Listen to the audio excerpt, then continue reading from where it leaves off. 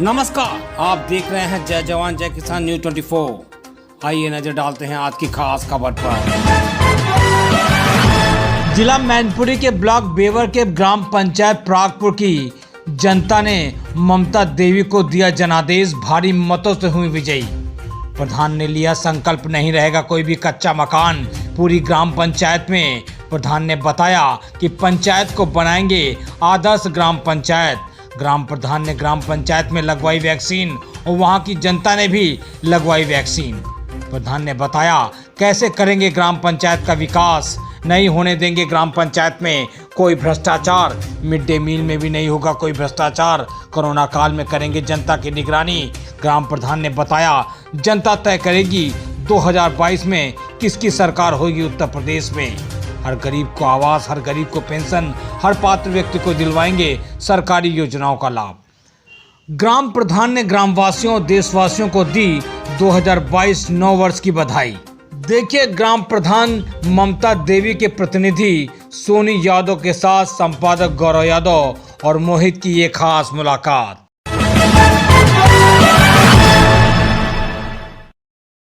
नमस्कार, आप देख रहे हैं जय जवान जय किसान न्यूज 24। मैं गौरव यादव। आज मैं हूं जिला मैनपुरी के ब्लॉक बेवर में और ब्लॉक बेवर की ग्राम पंचायत प्रयागपुर, जहां से पिछले पंचायत चुनाव में नवनिर्वाचित प्रधान ममता यादव जी और हमारे साथ बात करने के लिए उपस्थित है उनके प्रतिनिधि सोनी यादव जी, जिन्होंने पिछले पंचायत चुनाव में जनता का आशीर्वाद मिला और ग्राम पंचायत के प्रतिनिधि चुनकर आए हैं। चूंकि प्रधानी का चुनाव लोकतंत्र की सबसे छोटी इकाई का चुनाव होता है, प्रदेश और देश के विकास की शुरुआत ग्राम पंचायत से ही होती है। आइए उनसे जानने का प्रयास करता हूं कि जिस तरीके से ग्राम पंचायत की जनता ने आपको मौका दिया, आपको अपना आशीर्वाद दिया, कैसे विकास कार्यों की शुरुआत करी है, अभी तक 6 महीने के कार्यकाल में कौन कौन से विकास कार्यों की शुरुआत हो चुकी है, 5 साल के कार्यकाल की क्या कार्य योजना है, उनसे जानने का और बात करने का प्रयास करता हूँ। सबसे पहले तो प्रधान जी आपका स्वागत है। आप युवा हैं और ग्राम पंचायत की जनता ने आपको मौका दिया। बहुत बहुत धन्यवाद आपको। और मैं पिछले 10 सालों से मेहनत कर रहा था और इस बार सामान्य बीसी महिला सीट हुई। तो पिछली बार जो है सामान्य सीट थी, तो कई एक प्रत्याशी थे गांव में, और पंचायत में पिछली बार भी करीब 12-13 प्रत्याशी थे। तो मेहनत कर रहा था पहले, तो लोगों ने कहा कि भाई चुनाव लड़ लो आप। हमने इस बार नहीं, पहले हमें मेहनत करने दो और मेहनत का रिजल्ट कुछ अलग ही होता है। तो लोगों से जुड़ा रहा, लोगों के मतलब कार्य करता रहा, उनके सम्मान किया सबका, और आज दिन भी करते हैं और जब तक रहेंगे तब तक करेंगे। बड़े बूढ़े का, बुजुर्ग का, छोटे का, सबका सम्मान एक बहुत बड़ी बात होती है। तो सबका सम्मान मिला, सबका साथ दिया, सबने मेरा साथ दिया और हमारी पंचायत के लोगों ने मतलब हमें अच्छे मतों से जिताया। कई एक प्रत्याशी थे और होते हैं हर पंचायत में, मतलब 10 जैसे लोग होते हैं वैसे चुनाव लड़ते हैं। तो और अच्छा लोगों को सहयोग रहा और हमारी जीत हुई। आप युवा हैं जी, शिक्षित हैं, पेशे से शिक्षक भी रहे हैं, बच्चों को शिक्षा भी देते थे। किस तरीके से शिक्षा व्यवस्था को सुधारेंगे अपने 5 साल के कार्यकाल में? मैंने शिक्षण कार्य किया 8 साल, प्राइवेट स्कूल में पढ़ाया, कोई सरकारी मास्टर नहीं थे। और जो मतलब गरीब थे लोग, बच्चे थे, तो उनको मैंने फ्री ट्यूशन पढ़ाया, उनकी फ़ीस मैंने अपनी जेब से दी, उनको कपड़े बनवाए। तो शुरू से मेरा लगाव था मेरे कि कुछ विकास की तरफ होना चाहिए, हमारा स्कूल भी, हमारे बच्चे भी, और हमारी पंचायत के बच्चे थे ज़्यादातर, तो उनको मैंने पढ़ाया। और काफ़ी बच्चे पढ़ के बाहर चले गए, सरकारी जॉब नहीं लग पाई लेकिन प्राइवेट जॉब कर रहे हैं। तो आए दिन आते हैं वो बाहर से, तो सर जी आपकी वजह से मैं बाहर रह रहा हूँ, अच्छी तरह से मतलब अपना गुजारा चल रहा है, पाना जो भी है आपकी कृपा से है। तो हमें बड़ा अच्छा लगता है कि ये बच्चा हमने पढ़ाया है और आज हमारी प्रशंसा कर रहा है, यहाँ भी नहीं बाहर भी कर रहा होगा। तो कोई सूरत है, कोई कहीं है, तो बेचारे गरीब थे, हमने उनको पढ़ाया लिखाया। और इसी हिसाब से गाँव में भी जो भी अब इस हमारे 5 साल के कार्यकाल में सोच रहे हैं कि सबका भला तो भगवान राम भी नहीं कर पाए, तो हम तो एक इंसान ठहरे भाई। तो कोशिश है ज़्यादा से ज़्यादा लोगों को विकास मतलब अपनी पंचायत में कराएं, आदर्श गांव, आदर्श ग्राम पंचायत बनाएं। और अभी फ़िलहाल 2-3 काम पक्के कराए हैं, इंटरलॉक खरंजा बनवाया है, अच्छी तरह से विधिवत काम कराए। लोग हमसे प्रसन्न हैं इससे कि भैया अभी तक ऐसा किसी प्रधान ने कार्य नहीं कराया। तो हमने ठीक है, कुछ विवाद भी होते रहे, लोगों ने विवाद किया, फिर हमने उनसे तो विवाद नहीं किया, लेकिन हम अपने काम में लगा रहा। और कई लोग वहाँ पुलिस स्टेशन गए, क्या नाम, मैनपुरी कप्तान साहब के पास गए, अनावश्यक अपराध लगाए। तो वहाँ सीओ सिटी साहब बैठे थे, अमर बहादुर सिंह, उन्होंने कहा वो लड़का ऐसा तो नहीं है। तो साहब से कहा होगा कप्तान साहब से, फिर आई पुलिस, मतलब जो हमसे पूछताछ की, लेकिन हमसे कोई बदतमीजी या अभद्र भाषा का प्रयोग नहीं किया, बड़ी सम्मानजनक बात की हमसे। तो मैं उनका बहुत बहुत धन्यवाद करता हूँ। और फिर मैंने कार्य कराए, कार्य पूर्ण हुए, लोग बहुत प्रसन्न हैं। और वहाँ जो रास्ता था, करीब 20 गांव के लोग वहाँ निकलते हैं, सबका आना जाना है, वहाँ बहुत परेशानी होती थी। अब लोग बहुत वहाँ खुश हैं इस चीज़ से कि आपने बढ़िया कार्य कराया। प्रधान जी, आप प्रधान बने थे, उस समय कोरोना काल चल रहा था, जी जी। जनता बहुत परेशान थी, कोरोना काल में ही प्रधानी का चुनाव भी हुआ था, कैसे मुकाबला किया था? और कहीं ग्राम पंचायत में कोई कोरोना का केस सामने आया था, या उस समय जो लोग बाहर रहते थे, नौकरी छोड़ के, लॉकडाउन लग गया तो लोग गांव में आए, तो उनके ठहरने रहने की कैसे व्यवस्था मैनेज करी?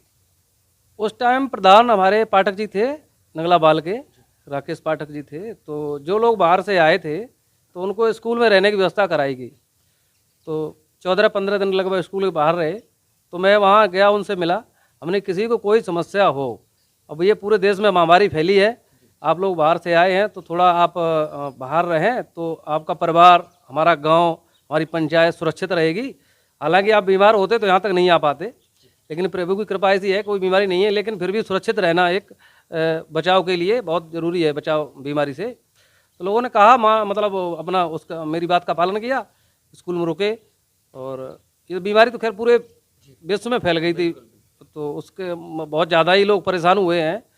और लॉकडाउन भी लगा, समस्याएं आई लोगों को, लॉकडाउन से समस्या तो हो ही जाती है। मान लो कमज़ोर आदमी बेचारा बाज़ार नहीं पहुंच पाया, अपना सामान नहीं खरीद पाया टाइम से, लेकिन जो है गाँव में मैनेज कर लेते एक दूसरे से। मार्केट में बहुत समस्या हुई लोगों को।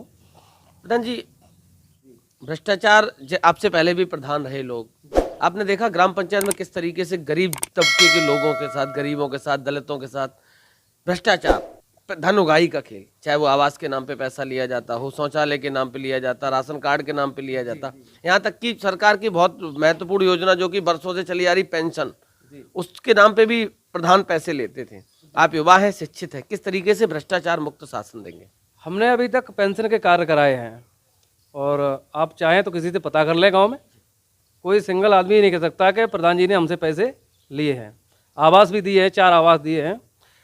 तो लोगों को पास पैसे नहीं थे आवास पाटने के लिए, तो कुछ हमने मैनेज किया है कि तब अपना आवास पाटिए भाई, पैसा कम आ रहा है। पैसा तो पूरा आता है आवास के लिए, लेकिन लोग थोड़ा बड़ा बना देते हैं उसको। तो बड़ा बनाएंगे तो थोड़ा खर्चा आएगा, थोड़ा इन्वेस्ट करना पड़ता है, थोड़ा बना भी पैसा। तो सरकार की मदद से जो भी पैसा मिलता है उससे पूर्ण नहीं हो पाता लोगों को, कुछ खर्चे भी हो जाते हैं उनमें से। तो ऐसे करके 4 आवास भी जो है हमारे लेंटर पड़ चुके हैं। हाँ, और लोग बहुत खुश हैं, बहुत आशीर्वाद दे रहे हैं हमको कि भैया आपने मेरा मकान, हमारे पास छत नहीं थी, आपने छत दी। कुछ ऐसे भी लोग हैं अभी भी, मतलब जो है 2-3 लोग बहुत उनको आवश्यक है आवास देना, जो छप्पर या तंबू पे रह रहे हैं, तो उनको बहुत ज़रूरी है। अब जैसे ही आगे कोई आती है मैं ये उनको आवास देने की बहुत जल्द से जल्द करूँगा।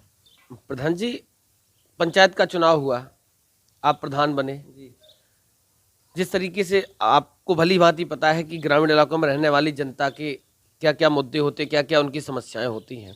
2 से 3 महीने का विधानसभा चुनाव है 2022। इस बार ग्रामीण इलाकों में रहने वाली जनता उन किन मुद्दों पे वोट कर सकती है आपके अनुसार, क्योंकि आप पंचायत के प्रतिनिधि हैं?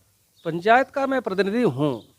अब जनता एक चलती है, ना हमारे कहने से चलेगी, ना आपके कहने से चलेगी, और ना ही किसी के कहने से चलती है।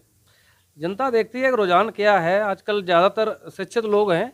पिछले समय में हाथ उठा के बताते बड़े बूढ़े के चुनाव हो जाया करता था, तो अब वो बात तो नहीं रही है, लेकिन रुझान के हिसाब से जनता चलती है।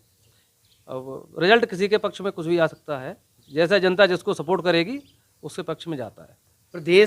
उत्तर प्रदेश का इतिहास रहा है कि हर 5 साल में परिवर्तन हुआ जी। इस बार अगर परिवर्तन होता है कि नहीं होता, होना चाहिए कि नहीं होना चाहिए? परिवर्तन भी जरूरी होता है। ऐसा है कि अब जैसे हम अच्छा कार्यकाल करेंगे और सीट जैसे फिर सामान्य या ओबीसी रहती है तो हम उस पर लड़ने के हकदार हैं, और अच्छा कार्यकाल करेंगे तो सीट जैसे सामान्य ओबीसी रहती है तो परिवर्तन हमारा कार्यकाल के हिसाब से जनता जैसे हमें सपोर्ट करती है, अच्छा काम करते हैं, तो परिवर्तन नहीं होगा, दोबारा से प्रधान हम होंगे। और हमने अच्छा कार्य नहीं किया है, लोगों की मतलब जो है मन की बात नहीं सुनी है, उनकी मन की कोई समस्या रही है जिस किसी को, तो वो तुमसे घृणा करेगा ही। इसी हिसाब से सरकार का भी होता है, सरकार से लोग जैसे खुश होते हैं तो वोट उसी को देते हैं, और जो सरकार से खुश नहीं होता है तो वो वोट नहीं दे पाते। इस बार क्या संभावना बन रही है? इस बार संभावना तो रैलियां जैसे चल रही हैं जो आजकल, उसमें माननीय अखिलेश जी की बहुत ज़्यादा भीड़ हो जाती है, और माननीय मोदी जी भी मतलब कहीं प्रोग्राम करते हैं, योगी जी करते हैं, तो उस हिसाब से भीड़ तो मतलब हम तो कम रैलियों में जाते हैं, लेकिन न्यूज़ पे वो देखते हैं तो उसका भीड़ का जो महत्व है वो कम रहता है, अंतर रहता है, थोड़ा अंतर रहता है। तो इस हिसाब से कहीं इशारा आपका ये है कि 2022 में परिवर्तन हो सकता है? ये कोई ज़रूरी नहीं है, वोट डालते वक्त वोटर का क्या मूड होता है, किसके पक्ष में जाता है, ये तो वोटर ही जानता है, न कि हम आप जान सकते इस चीज़ को।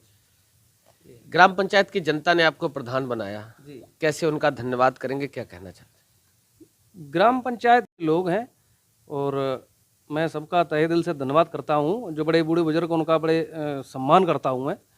और शायद मतलब जो लोग बुराई वो करते होंगे जिसको हम लाभ नहीं दे पा रहे हैं, हर किसी को तो लाभ नहीं दे सकते हैं, और ना ही किसी हर व्यक्ति लाभ के पात्र नहीं है, जो लाभ के पात्र है उसको तो लाभ देना मेरा धर्म है, मेरा काम है, तो इसीलिए हमें प्रधान बनाया गया है। हमारे आचार विचार लोगों को अच्छे लगे, हमारे व्यवहार अच्छा लगा, तो हम पिछले कई सालों से मेहनत भी कर रहे थे, तो लोगों ने कहा भाई मेहनत कर रहा लड़का तो इसके पक्ष में एक बार जाके देखो। अब ये तो जनता ने हमें जिताया है, तो हम जनता का बहुत बहुत आभारी। प्रधान जी, आखिरी सवाल, दिसंबर की विदाई है, 2 से 3 दिन का समय रह गया, नव वर्ष का आगमन है, क्या शुभकामनाएं हैं ग्राम पंचायत की जनता के लिए, जिले की जनता के लिए, प्रदेश की जनता के लिए? जनता के लिए बहुत बहुत शुभकामनाएं। मैं उनका सभी लोगों का बड़ा सम्मान करना चाहता हूं जिन्होंने हमें इस जगह पे पहुंचाया है, और सभी बड़े बूढ़े बुजुर्ग बड़े सम्मानीय होते हैं, ऐसी बात नहीं है, जो भी बड़े बूढ़े बुजुर्ग होते हैं, या नहीं कोई बड़ा आदमी सम्मानीय होता है हमारे हिसाब से, तो जो भी मतलब जो भी हमारा बड़ा भाई या चाचा ताऊ सम्मानीय होते हैं, हम बड़ा सबके सम्मानीय हैं। जी, बहुत बहुत धन्यवाद प्रधान जी हमसे बात करने के लिए। हमारे साथ थे ग्राम पंचायत प्रयागपुर से युवा प्रधान शौनी यादव जी, जिनको पंचायत चुनाव में ग्राम पंचायत की जनता ने बहुत बड़ा जनादेश दिया था।